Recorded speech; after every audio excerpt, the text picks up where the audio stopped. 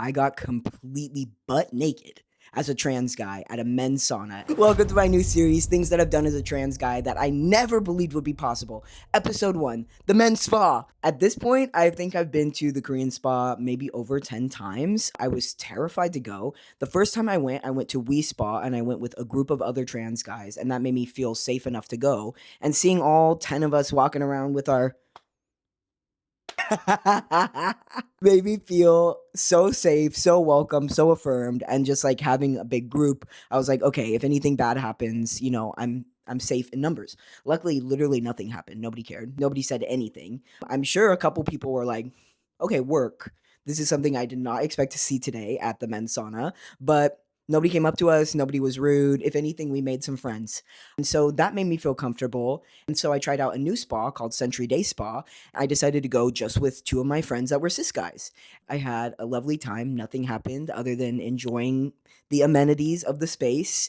I went a couple more times over the next year with my friends. And then eventually I got cast in my first professional dancing moment, which was really exciting because that specific spa actually had a huge, beautiful gym with an amazing dance studio that was always empty. And so I was like, okay, I really need to practice dancing. I don't have a dance studio close to me. Maybe I should just go to the spa so I could practice dancing and get a nice relaxation in afterwards. So that pushed me to then go to the spa all by myself. And I was really scared at first. Again, had an absolutely lovely time. If anything, the thing that's the most exciting for me was every time I went to Century Day Spa for the first handful of times, the owner specifically came up to me and was like, "Hey, if you need anything, just let me know." I didn't specifically state like, it's obvious I'm trans.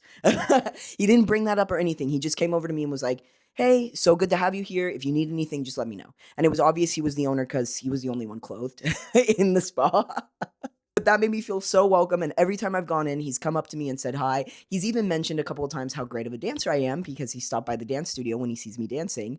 Granted, I live in Los Angeles, and I'm so grateful to be in this city. I truly believe it's the best city in the world.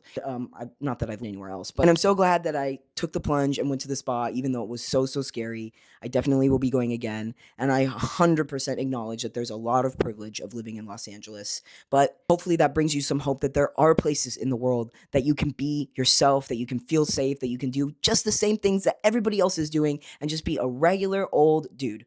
Well, I guess I'm a regular old dude, but maybe you're cooler than me. All right. Thanks for coming to my series, Things I've Done as a Trans Guy That I Never Believed Would Be Possible. Stay tuned for episode 2.